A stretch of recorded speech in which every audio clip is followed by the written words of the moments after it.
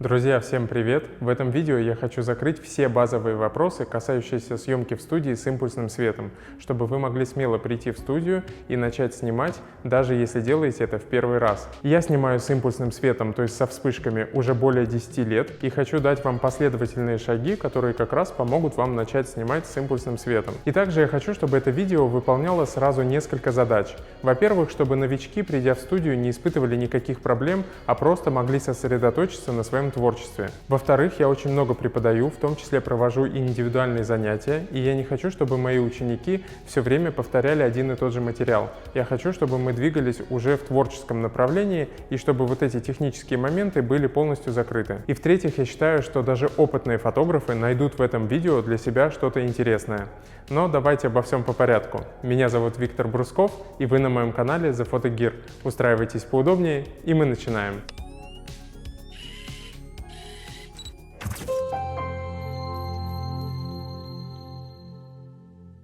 На самом деле мы записываем это видео уже во второй раз, а все потому, что в первый раз у нас произошли проблемы со звуком.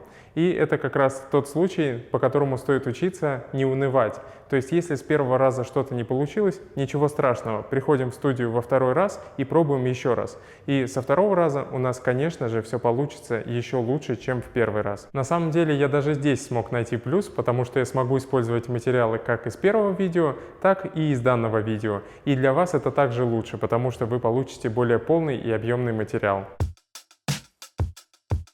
Итак, с чего же начинается съемка в студии? На самом деле она начинается с подготовки, потому что прежде всего нужно придумать идею, с которой мы пойдем в студию. Приходить в студию без идеи – это не очень хорошо, потому что проверено неоднократно, попытки сделать что-нибудь спонтанно на какой-нибудь пустой белой циклораме ни к чему хорошему не приводят. Намного лучше держать в голове конкретную интересную идею, которую вы придете и будете воплощать. Следующий момент, на который нужно обратить внимание, это то, что студийная съемка подразумевает работу в команде.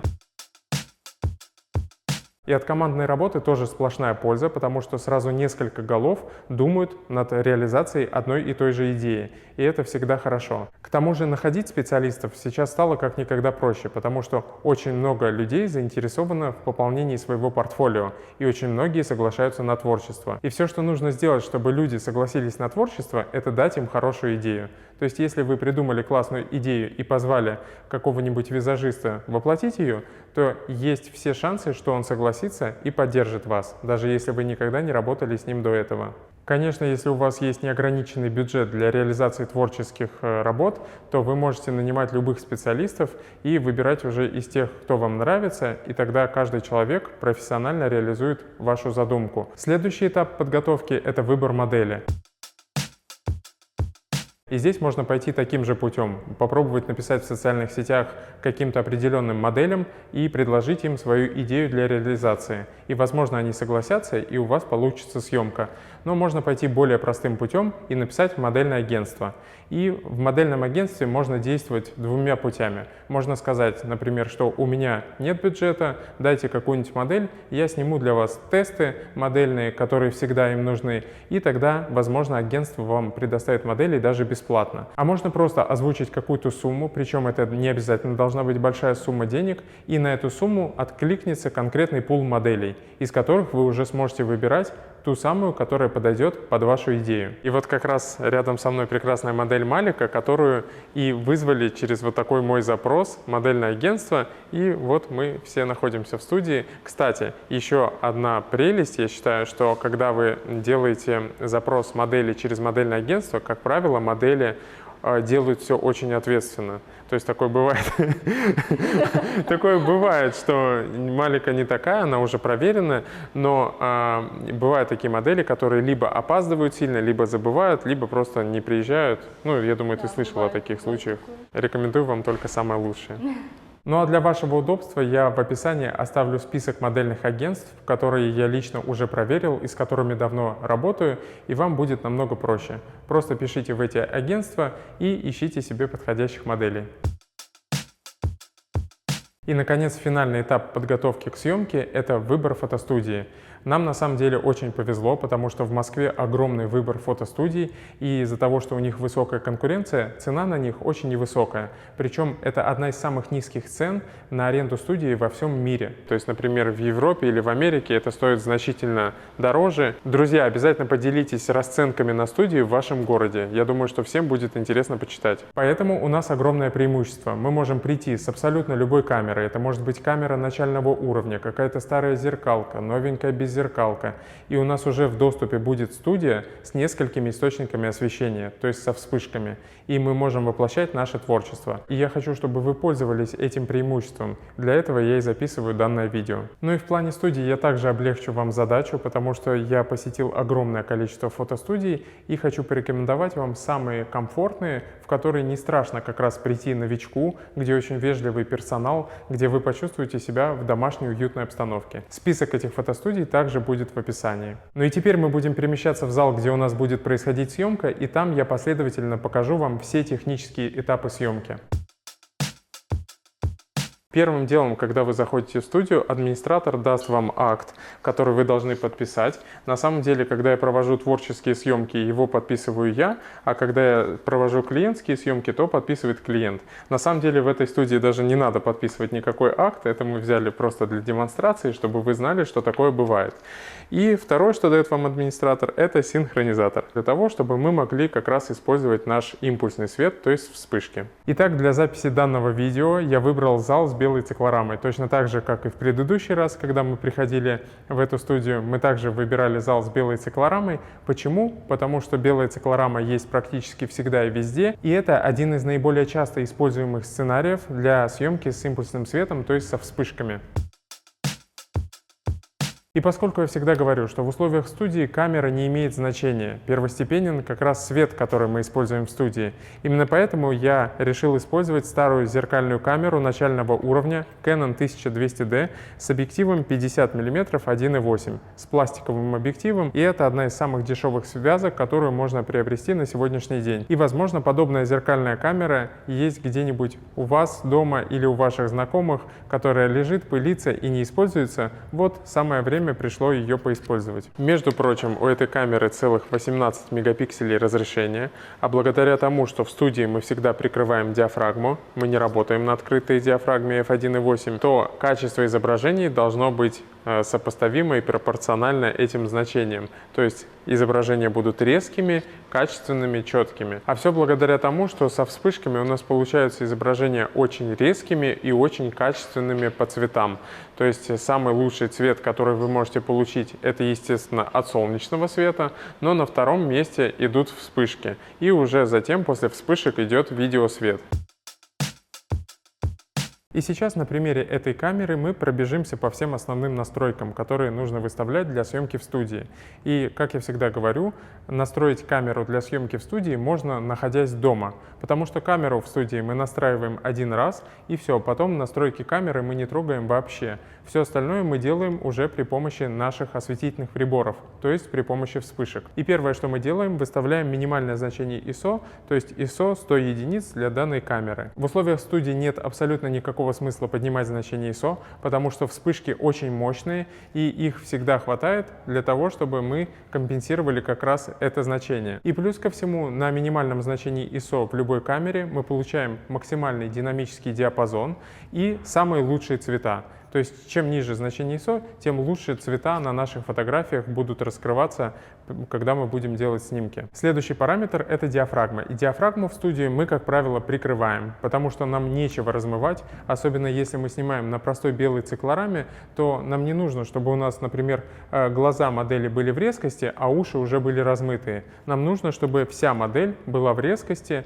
опять же, нечего размывать, поэтому диафрагму мы прикрываем. И начинаем со значений f5.6, f8, f11. Плюс ко всему, на прикрытых значениях диафрагмы даже самый слабенький объектив раскрывает свою полную мощь. Например, этот пластиковый полтинник с диафрагмой 1,8 на диафрагме 5,6 показывает пик своей производительности, то есть самую высокую резкость, уходит всяческая виньетка и другие аберрации. Поэтому не только в плане значений ISO, но и в плане настройки нашей диафрагмы мы получаем самые тепличные условия для нашей камеры. Третий параметр — это выдержка. И выдержку мы выбираем исходя из скорости синхронизации нашей камеры. То есть каждая конкретная модель имеет свою скорость синхронизации. Но есть такое общепринятое число, которое можно выставить, и вы уже не ошибетесь. Это 1/125 секунды, либо 1/160 секунды. Потому что, как правило, на таком значении выдержки любая камера успевает отработать своим затвором, и мы не получаем черную полосу.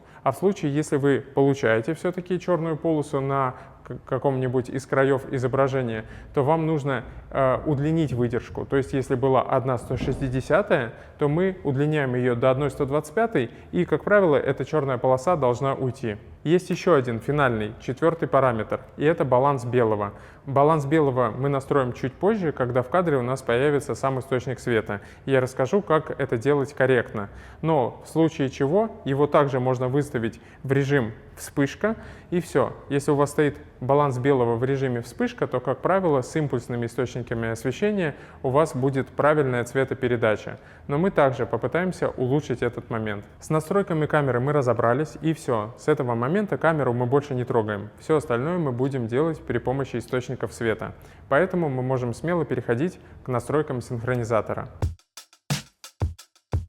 Итак, синхронизатор — это первое, что нам выдают, как только мы приходим в студию, и нужно понимать, как правильно его настраивать. Сейчас мы будем настраивать его уже непосредственно в комбинации с источником освещения. Итак, мы взяли наш источник освещения, включаем его на кнопку On, и первое, что делаем, нажимаем кнопку Channel Set и смотрим, какой у нас канал. Здесь высвечивается канал 1B. Это означает, что на нашем синхронизаторе также должен быть установлен канал 1B. Для этого мы включаем синхронизатор на кнопку On и выставляем канал 1, а буковку меняем при помощи кнопки Group. И выставляем канал также 1B. И теперь и на вспышке у меня выставлен канал 1B, и на синхронизаторе 1B. Все, с этого момента вспышка и синхронизатор будут взаимодействовать друг с другом. И если мы нажмем на синхронизаторе кнопку «Тест», то вспышка у нас должна сработать. Давайте это проверим.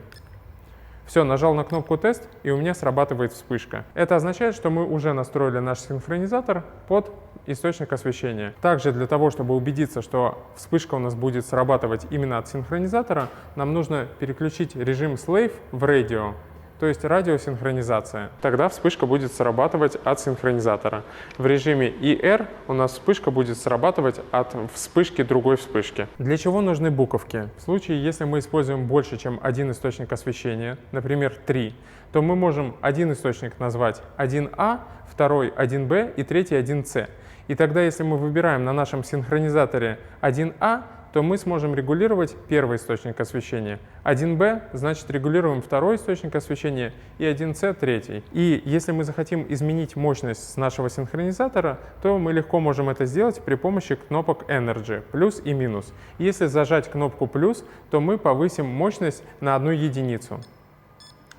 Все, я нажал кнопку Energy на плюс, и у меня повысилась мощность с 4 до 5.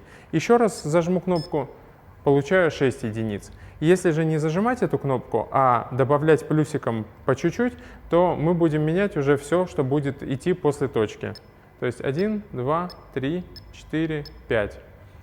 Итого мы получили мощность 6,5. То есть вот так легко, примитивнейшим образом, при помощи вот такого простейшего пульта, который проще, чем какой-нибудь пульт от телевизора, мы можем управлять нашей вспышкой. И это нужно в тех случаях, когда вспышка у нас, например, подвешена на стойку журавль, и у нас нет возможности дотянуться до нее, чтобы переключать канал. Желательно настроить канал сразу же себе удобный для взаимодействия со вспышкой на синхронизаторе, и мы регулируем уже снизу с нашего синхронизатора любую мощность нашей вспышки. У нас есть во вспышке вспомогательный элемент, а именно пилотный свет. И если мы на нашем синхронизаторе нажмем кнопку Model, то мы включим этот пилотный свет. Он нам нужен для того, чтобы мы видели, куда будет ложиться наш свет. То есть этот цвет вспомогательный, он не выполняет основную работу все равно выполняет вспышка.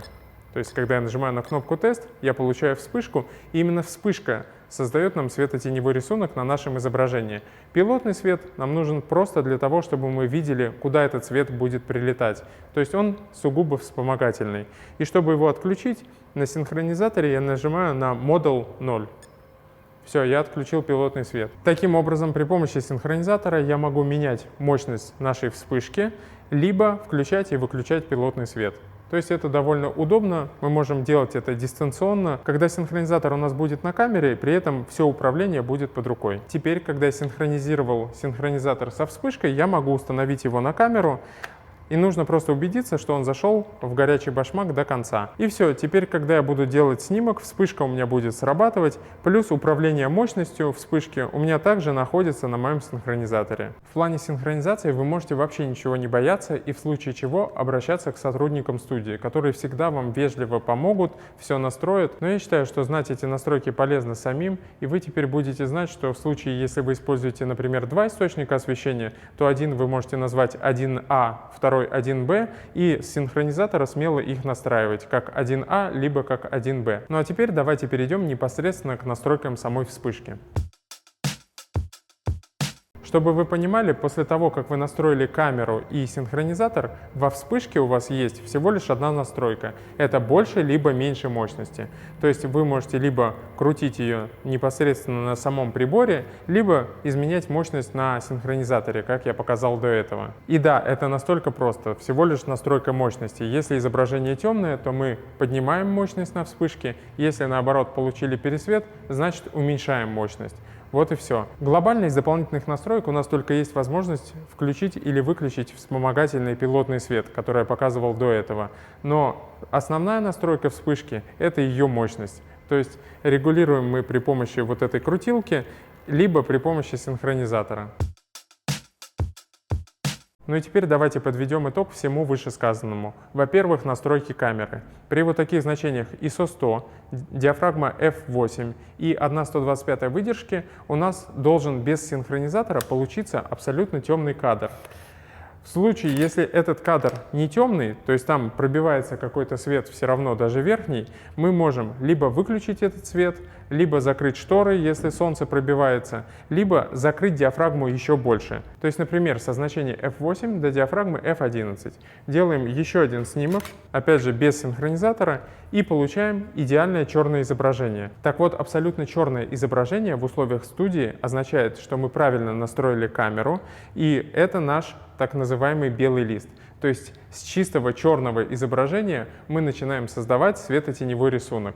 Именно вот так мы работаем в студии, и именно вот так производятся правильные настройки. И в случае, если у нас в наше изображение будет вмешиваться какой-то посторонний свет, в данном случае это верхний свет студии, то тогда у нас изображение будет чуть хуже как по цветам, так и по цветам. Еще одна прелесть зеркалок в том, что нам не нужно вводить какие-то дополнительные настройки. Нам просто можно установить синхронизатор, и мы уже можем начать снимать. Единственное, нужно убедиться, что у нас выключен режим Live View, то есть просмотра через экран. Потому что в зеркалке установлен оптический видоискатель и, соответственно, не нужны никакие дополнительные настройки. А вот в случае, если мы снимаем на беззеркальную камеру с импульсным светом, то нам нужно отключить отображение Live View и убедиться в том, что мы снимаем с механическим затвором, а не с электронным.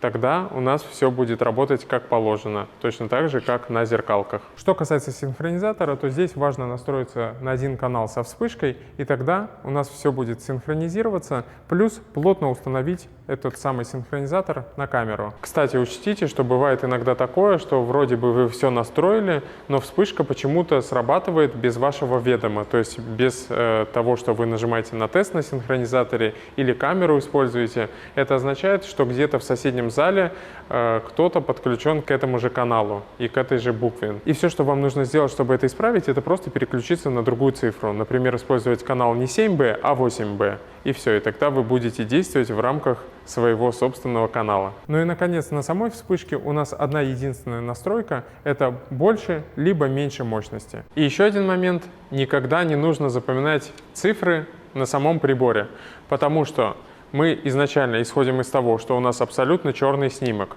то есть без синхронизатора черное изображение. Как только включаем вспышку, и у нас, допустим, пересвет или недосвет, мы просто меняем мощность на приборе. Мы никогда не ориентируемся на цифры, которые находятся на приборе, то есть я даже не знаю, какая сейчас цифра. Я буду ориентироваться только по изображению. Итак, рядом со мной прекрасная модель Малика, на которой я буду как раз показывать все в очередной раз. И в очередной раз будешь слушать все то же самое, что я рассказываю вам.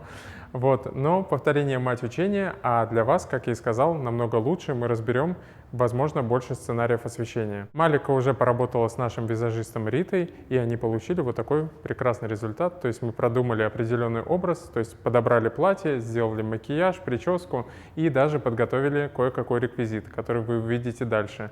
Вот, собственно, с этим мы и начинаем работу. Итак, мы работаем на простой белой циклораме, и здесь нужно учитывать несколько моментов. Во-первых, модель не нужно располагать слишком глубоко внутри циклорамы.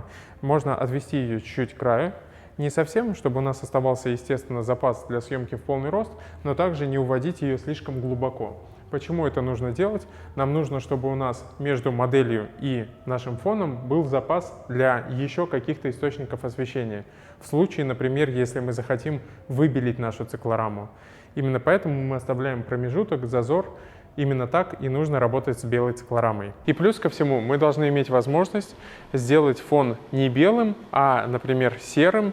И это мы можем сделать, если модель и источник света будет немного подальше от стены. А если мы подвинем это все дело поближе, то тогда у нас уже будет подсвечиваться и стена. Второй момент – это то, что мы всегда начинаем работу в студии с одного источника освещения. То есть мы заходим в студию, видим перед собой там сразу 2 либо 3 источника, не пугаемся, достаем один единственный источник и начинаем работу с ним. Почему именно так? Потому что даже самая сложная световая схема, которая состоит из нескольких источников освещения, начинается всего лишь с одного источника. Ну и, наконец, третий момент, который нужно понять, придя в студию, что мы можем создавать в студии как жесткий свет, то есть прямой солнечный, либо мягкий свет.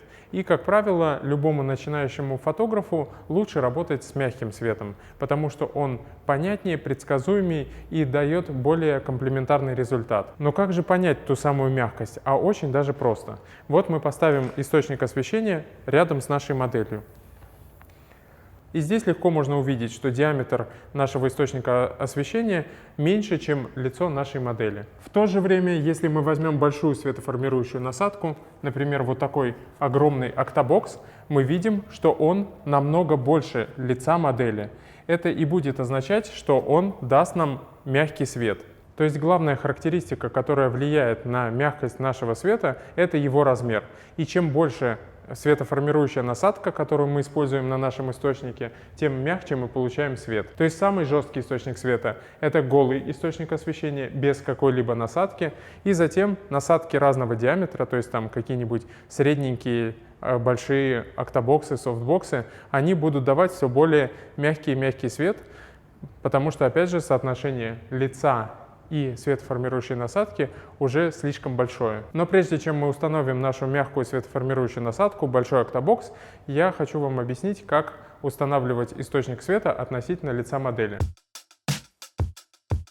И для того, чтобы свет всегда выглядел комплементарно на лице модели, нам нужно устанавливать нижнюю границу источника освещения выше уровня подбородка. Например, сейчас мы используем источник без насадки, и мы устанавливаем его нижнюю границу выше уровня подбородка модели. Расположив таким образом, мы получим тень под подбородком и под носом, и тем самым красивый светотеневой рисунок. Но то же самое касается и большой светоформирующей насадки. Давайте ее сейчас установим и посмотрим, как располагать правильно источник освещения относительно лица модели. И здесь мы действуем по такому же принципу. Нижнюю границу этого октобокса нужно устанавливать выше линии подбородка модели.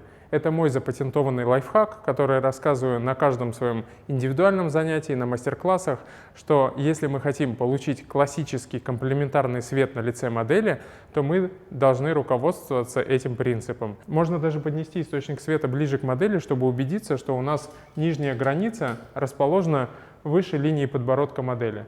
Вот на такой высоте мы должны располагать наши светоформирующие насадки. Но в то же время не нужно задирать источник освещения выше, потому что тогда у вас уже могут появляться темные круги под глазами и тень от носа слишком длинная. Поэтому ориентируйтесь на подбородок, независимо от того, какого размера у вас насадка. Ну и, как правило, после такого расположения возникает закономерный вопрос: а как же тогда осветить модель полностью? Если мы устанавливаем свет на такой высоте, то мы подсвечиваем как будто только лицо. Все на самом деле очень просто.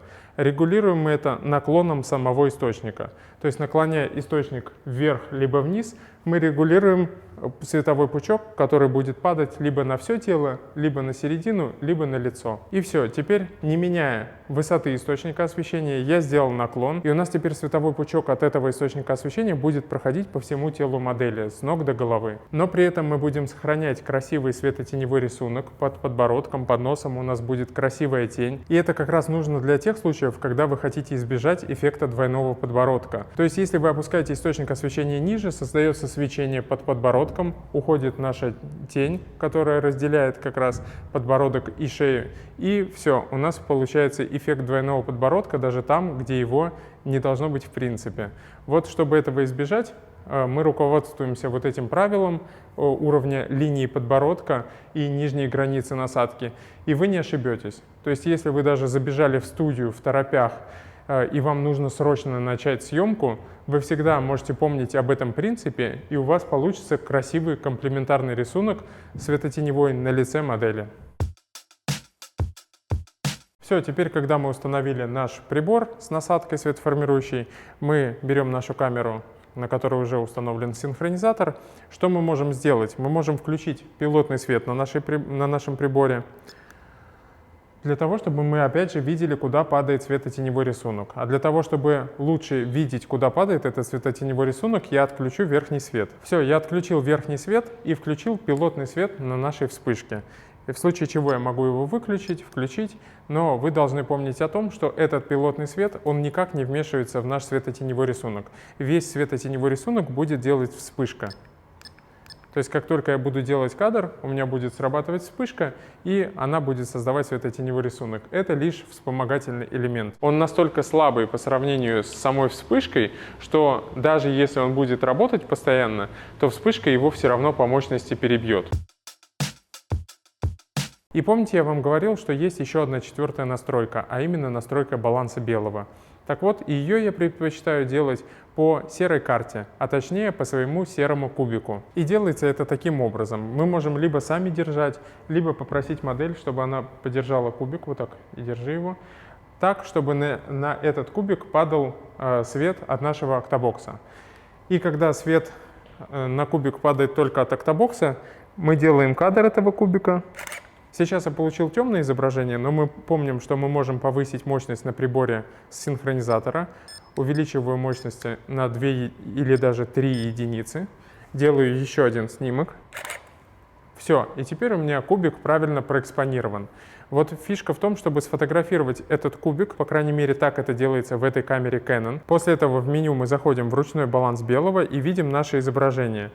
И нажимаем на него в центр кнопку Set. Все, таким образом я один раз всего лишь перед съемкой настраиваю баланс белого, и у меня совершенно корректный цвет будет выходить на каждом последующем снимке. То есть делается эта процедура один раз, ее можно сделать также и без модели, до съемки, подготовить баланс белого, и дальше у вас в последующем все снимки уже с хорошим цветом. То есть их не стыдно отдать заказчику, не стыдно даже модели показать. То есть она будет видеть себя не холодной, не теплой, а именно такой, как нужно.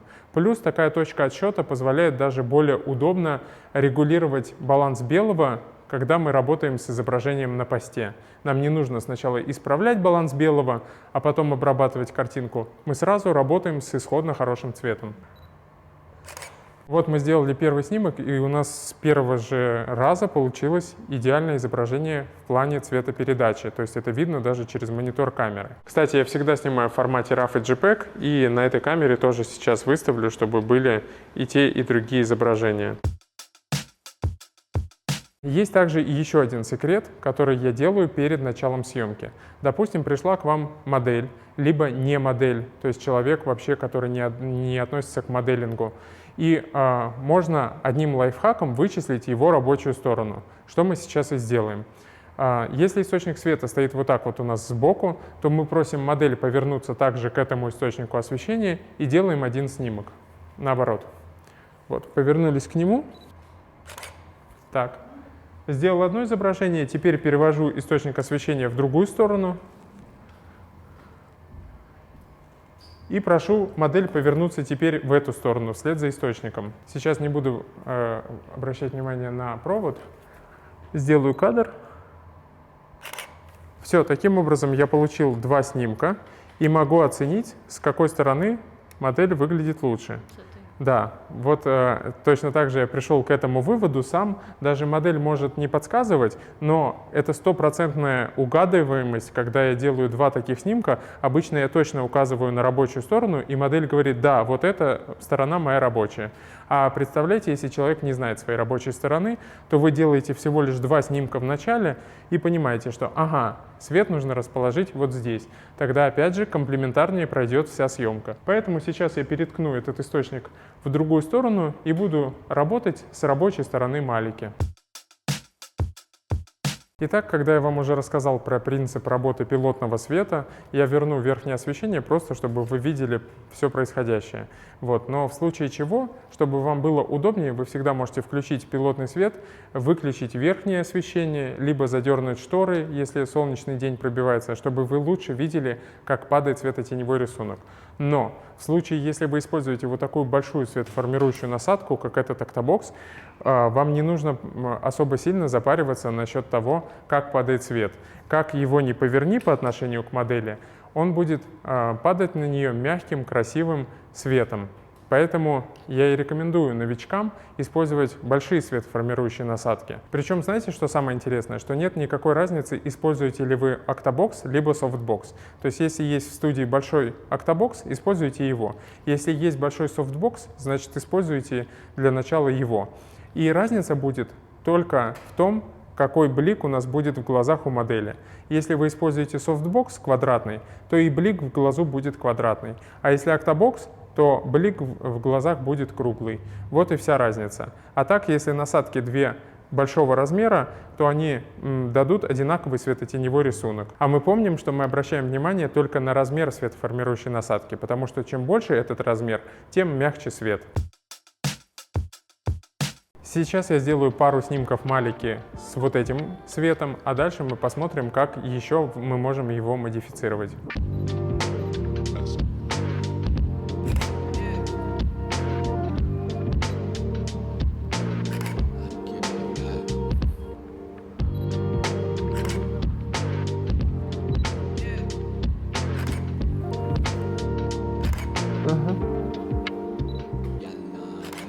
Клево, так же.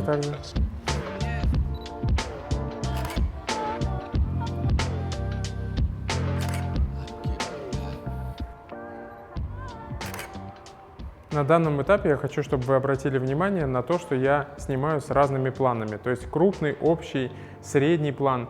Таким образом, если вы будете снимать и менять планы, то у вас будет лучшее насыщение даже в ленте в соцсетях. То есть, если вы делаете какой-то пост, намного интереснее смотреть разноплановые фотографии, где у нас в полный рост, крупным планом лицо, по пояс, чем в тех случаях, когда фотографы снимают однообразно, например, все кадры по пояс, листаешь, и это не очень интересно смотреть. Как раз за счет крупности планов мы добавляем немного интереса.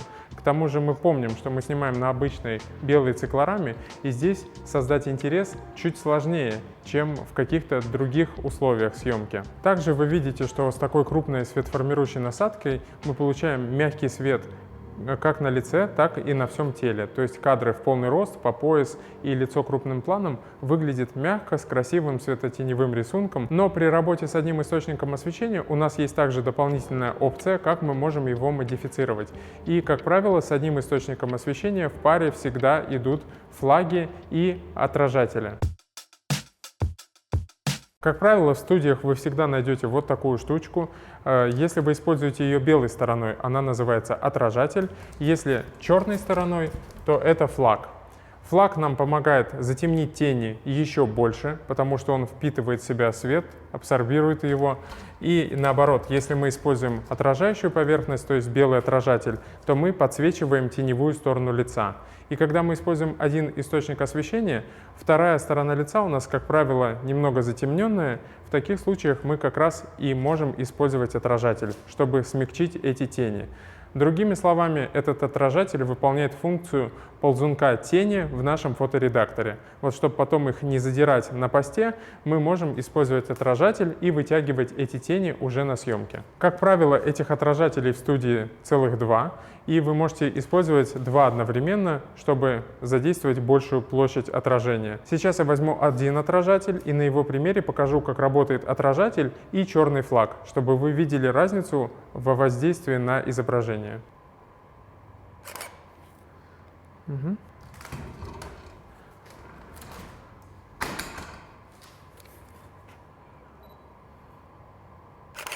Итак, я использовал сначала черный флаг, то есть черную сторону нашего отражателя, и мы видим, что мы получили более подчеркнутую скулу, то есть более затемненное изображение. И когда я развернул и использовал его как белый отражатель, то я получил более заполненные тени, и таким образом мы как раз и можем их регулировать. Это что? С черным. А, с черным? Ага. Но, как сказала Малика, ей больше понравилось с черным флагом. Конечно, потому что скула чуть более подчеркнутая, кому это может не нравиться. И сейчас я буду использовать сразу два черных флага, то есть я использую черной стороной к модели для того, чтобы затенить теневую сторону. Также хочу обратить ваше внимание, что после того, как мы отрегулировали высоту нашего источника освещения, у нас есть опция сдвигать его относительно модели. Сейчас он светит как бы прямо на модель, но мы можем увести его чуть вбок, и таким образом получить чуть более драматичный боковой источник света. Да, вот, красиво. Уже видно, как у тебя скулы прям. Чуть выше лица.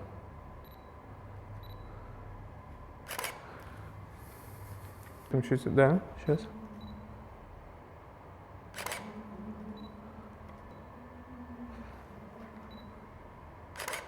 Ну и, кстати, несмотря на то, что я вернул верхнее освещение, все равно пилотный свет видно, и он помогает как раз видеть нам, как падает светотеневой рисунок на лицо модели. Поэтому я рекомендую включать пилотный свет, не стесняться, и по нему смотреть, куда упадет наша вспышка. Ну и теперь я разверну черные флаги белой стороной, чтобы они работали как отражатели, и посмотрим, какой получится из этого результат. Красиво. Стой, стой, еще так смотри.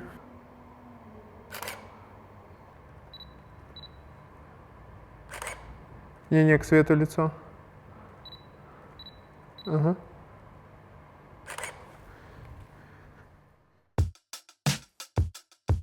Я вам говорил в самом начале, что мы должны оставлять между моделью и нашей циклорамой небольшой запас как раз для других источников освещения, потому что мы также можем при помощи них выбелить наш фон. То есть, если в условиях студии мы хотим сделать фон белым, значит мы делаем его не при помощи нашего основного источника, который остается неизменным. То есть, как мы его выставили, так он и будет создавать нам светотеневой рисунок на лице модели, а при помощи двух дополнительных источников освещения с рефлекторами, направленными в потолок. И, опять же, не меняя ничего, то есть у меня по-прежнему рисующий это Octabox на той же мощности, на которой он и работал, плюс два отражателя. Но если я хочу сделать фон абсолютно белым, то я должен добавить дополнительные источники. В данном случае я добавил два источника по бокам, сзади модели, и они расположены чуть выше модели. Итак, это два симметрично расположенных источника света, которые работают на одной мощности и которые должны выбелить мне фон. Если они недостаточно его выбелят, то я увеличу их мощность до тех пор, пока фон у меня не станет абсолютно белым, а рисующий источник света будет формировать светотеневой рисунок на лице Малики. Недостаточно. До этого фон у меня был серый, и вместо того, чтобы как-то усиливать свой рисующий источник освещения, я добавил 2 дополнительных источника, и они выбелили фон. Именно так в студии мы и делаем. То есть если мы хотим что-то изменить, например, изменить фон, то мы изменяем его дополнительными источниками, а не нашим основным рисующим источником. Потому что если я буду увеличивать рисующий источник света, то у меня начнет выбеляться кожа на лице модели. То есть у нас пойдет пересвет. И об этом важно помнить, что если вы хотите подсветить фон, то вы делаете это просто дополнительными источниками.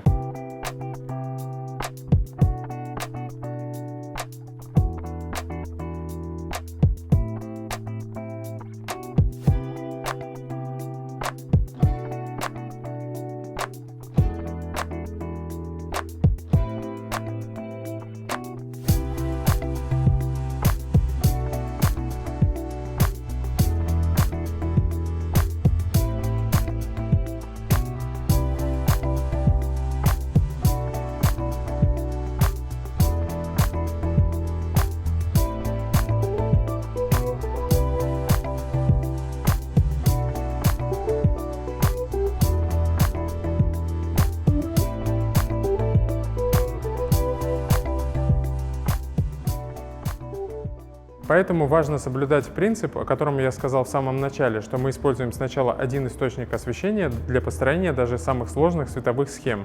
Вот когда мы убедились, что у нас на лице красивый светотеневой рисунок, значит, этот светотеневой рисунок мы и оставляем. Хотим выбелить фон, достаем дополнительные источники освещения. И вот таким вот образом достраиваем всю эту конструкцию. Ну и, конечно, помним о том, что если модель меняет позу со стоячего положения, например, в сидячее положение, то нам нужно нижнюю границу нашего источника освещения расположить на уровне линии подбородка. Просто многие об этом забывают, свет остается сверху, модель уже присела, и мы получаем некрасивые тени на лице.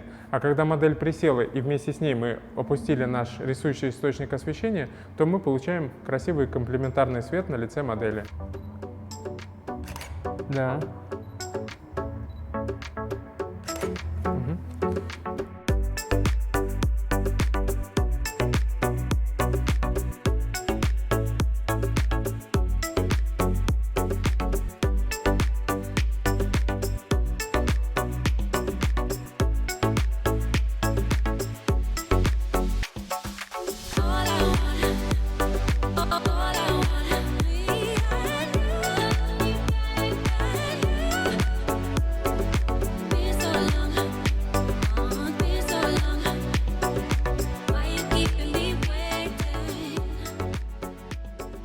И, конечно, не забывайте о том, что снимать на белой циклораме это довольно сложно. И чтобы разнообразить нашу картинку, мы всегда можем добавить какой-то другой фон. Причем это довольно недорогое удовольствие. Раскатать какой-нибудь бумажный фон стоит всего 200-300 рублей.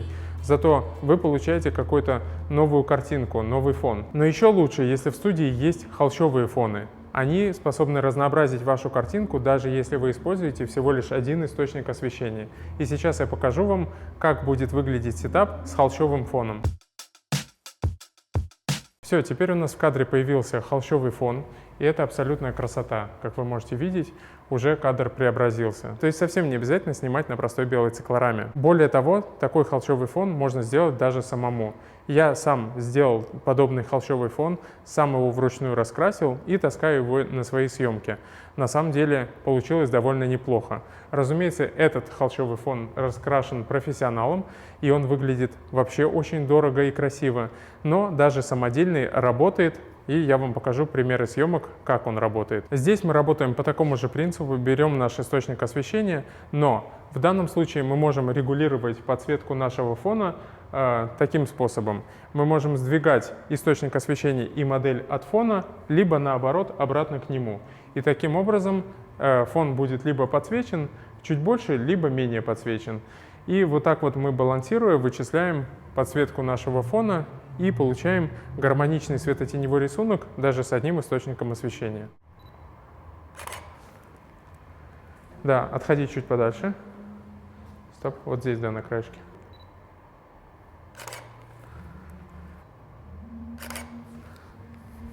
И вот совсем другое дело и совсем другой результат.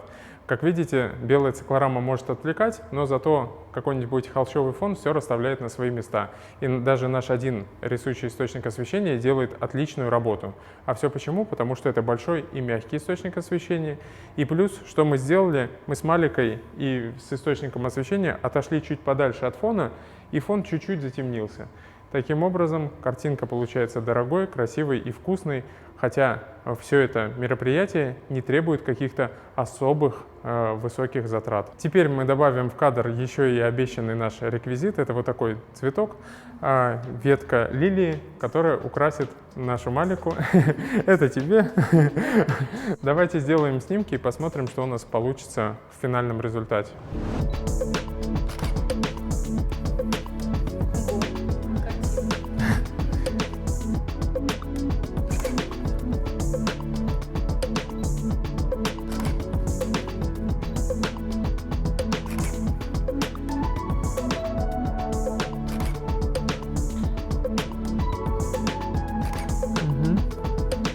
Чуть выше лицо.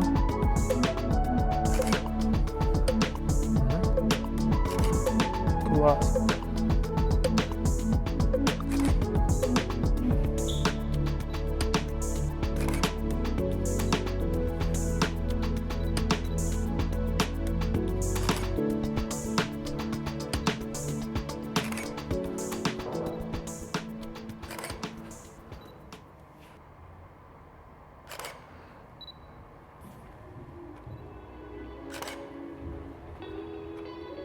Взгляд на меня. Класс. Вау. Вот вообще кайф.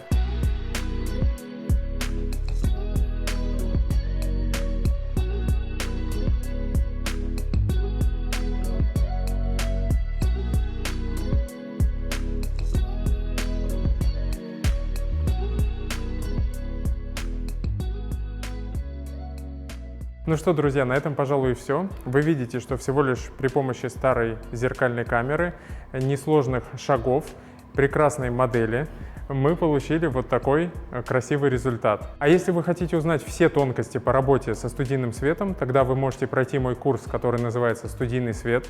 Там я показываю, как работать не только с одним, но и с двумя, с тремя, с четырьмя источниками освещения. Мы разбираем работу всех светоформирующих насадок и сложные световые схемы. Поэтому, если хотите знать все о студийном свете и вобрать в себя весь мой опыт за больше, чем 10 лет, тогда я приглашаю вас на этот курс.